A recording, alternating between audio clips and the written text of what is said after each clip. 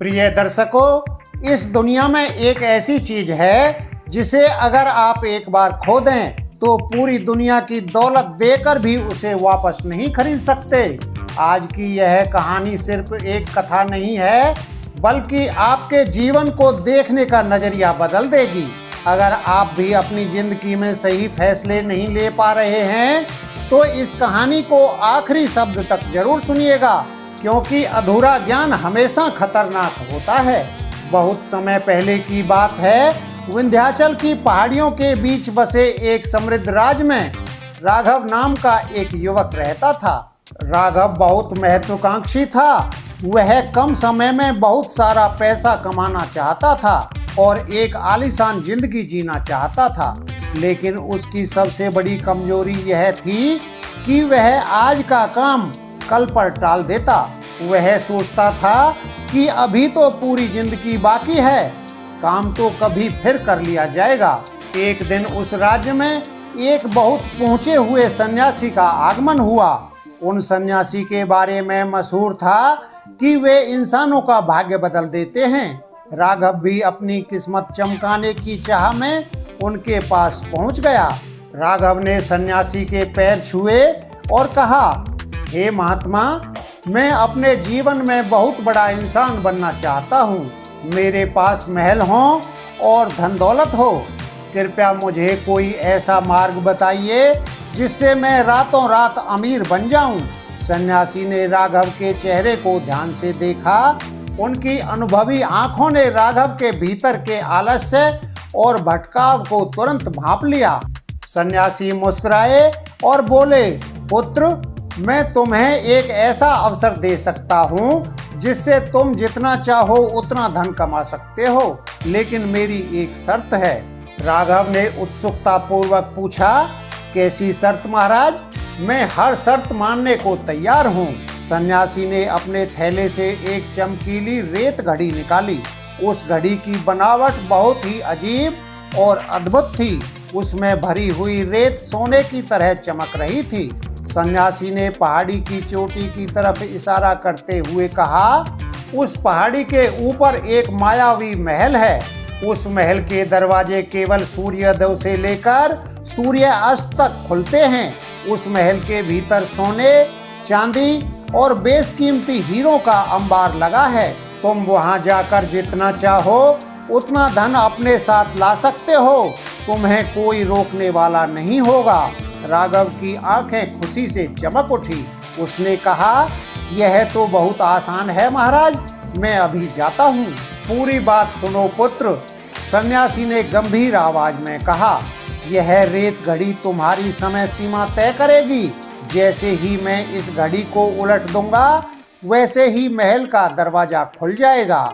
इस घड़ी की पूरी रेत को नीचे गिरने में ठीक 12 घंटे का समय लगता है। जैसे ही रेत का आखिरी कतरा नीचे गिरेगा, महल का दरवाजा हमेशा के लिए बंद हो जाएगा। यदि तुम उस समय के भीतर महल से बाहर नहीं निकले तो तुम हमेशा के लिए उस मायावी महल में कैद हो जाओगे और जो धन तुमने इकट्ठा किया है वह पत्थर बन जाएगा। राघव ने आत्मविश्वास से कहा, महाराज, 12 घंटे तो बहुत होते हैं। मैं समय रहते सारा धन समेट कर बाहर आ जाऊंगा। अगली सुबह सूरज की पहली किरण के साथ ही सन्यासी ने रेत घड़ी को उलट दिया। घड़ी की सुनहरी रेत धीरे धीरे नीचे गिरने लगी। राघव तेजी से दौड़ता हुआ पहाड़ी पर बने उस मायावी महल की ओर भागने लगा। जैसे ही वह महल के मुख्य द्वार पर पहुंचा, उसकी आंखें फटी की फटी रह गईं।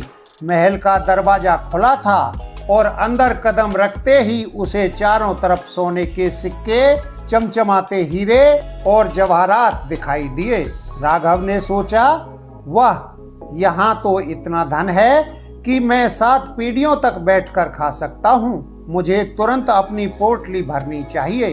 वह आगे बढ़ा ही था कि उसकी नजर महल के सबसे बड़े कमरे पर पड़ी। उस कमरे के बीचों बीच एक आलीशान बिस्तर लगा हुआ था, जिस पर मखमली गद्दे बिछे हुए थे। पास ही एक टेबल पर 56 भोग सजे थे, तरह तरह के फल, मिठाइयाँ और सुगंधित पकवान। राघव के पेट में चूहे कूदने लगे। उसने सोचा, अरे अभी तो सुबह के केवल 8 बजे हैं, अभी तो पूरा दिन बाकी है। महल का दरवाजा बंद होने में अभी बहुत समय है, क्यों न पहले मैं भरपेट भोजन कर लूं। खाली पेट इतना सारा सोना कैसे उठा पाऊंगा। राघव टेबल पर बैठ गया और जी भरकर स्वादिष्ट भोजन करने लगा। ऐसा भोजन उसने अपने जीवन में कभी नहीं खाया था। स्वादिष्ट भोजन करने के बाद उसके शरीर में आलस छाने लगा। उसने उस मखमली बिस्तर की तरफ देखा और सोचा, अभी तो सिर्फ 9 बजे हैं, रेत घड़ी में बहुत सारी रेत बाकी होगी, क्यों न मैं सिर्फ आधा घंटा आराम कर लूं। उसके बाद तो बस सोना ही बटोरना है, आराम करने से शरीर में ताकत आ जाएगी। वह उस मखमली बिस्तर पर लेट गया।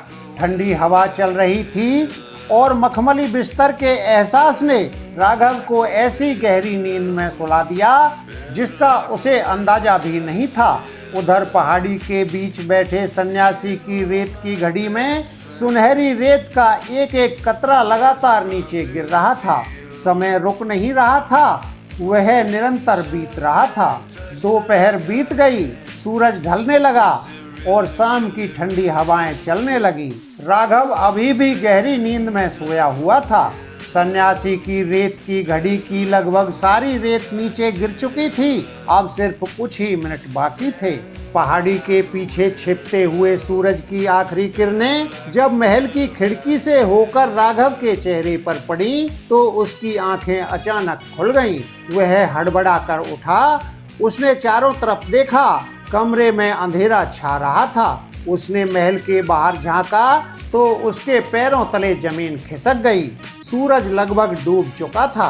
राघव का दिल जोर जोर से धड़कने लगा। उसने चिल्लाकर कहा, ओ नहीं, यह मैंने क्या कर दिया। मैं इतनी देर तक सोता रहा, रेत की घड़ी की सारी रेत गिर चुकी होगी।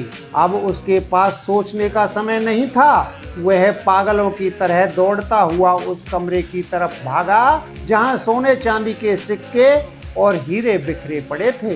डर के मारे उसके हाथ पैर कांप रहे थे। उसने जल्दी जल्दी अपनी चादर फैलाई और उसमें सोने के सिक्के और कीमती रत्न भरने लगा।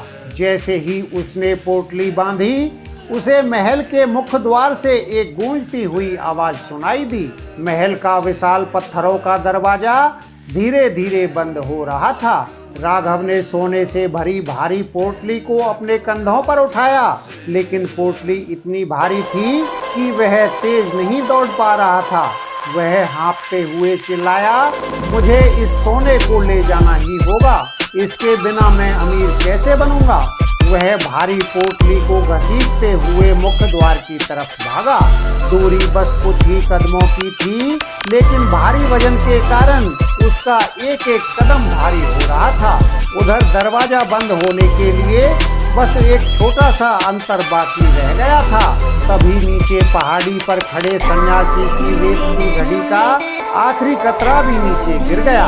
राघव दरवाजे के बिल्कुल करीब पहुंच चुका था। उसने अपनी पोटली को दरवाजे से बाहर फेंकने की कोशिश की, लेकिन तभी उसका पैर एक पत्थर से टकरा गया और वह जमीन पर गिर पड़ा। सोने के सिक्के चारों तरफ बिखर गए। राघव ने घबराकर दरवाजे की तरफ हाथ बढ़ाया और बाहर निकल गया। महल का भारी मायावी दरवाजा पूरी तरह बंद हो चुका था। वह रोते हुए समझ गया था कि उसने अपने आलस्य के चक्कर में अपनी कीमती चीज खो दी है। दोस्तों, राघव की यह कहानी सिर्फ एक काल्पनिक कथा नहीं है, यह आज के समय में हमारी और आपकी जिंदगी की कड़वी सच्चाई है। मायावी महल यह वह दुनिया है जहां अवसरों का अंबार लगा है।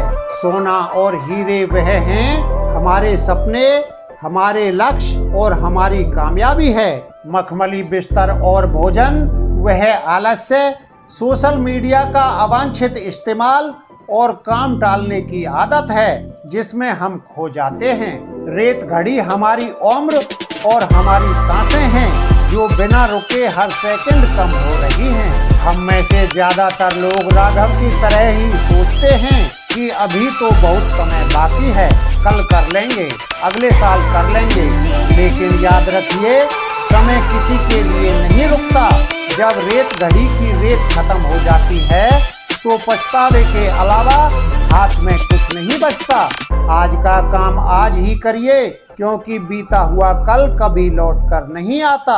अगर इस कहानी ने आपके दिल को छुआ हो और आपको समय की कीमत समझ आई हो तो इस वीडियो को एक प्यारा सा लाइक जरूर कीजिए और अपने दोस्तों और परिवार के साथ इसे शेयर करें, ताकि वे भी समय की अहमियत को समझ सकें। और हाँ, ऐसी ही जीवन बदल देने वाली और प्रेरणादायक कहानियों के लिए हमारे चैनल राजरूप स्टोरीज को अभी सब्सक्राइब करें और बेल आइकन दबा दें।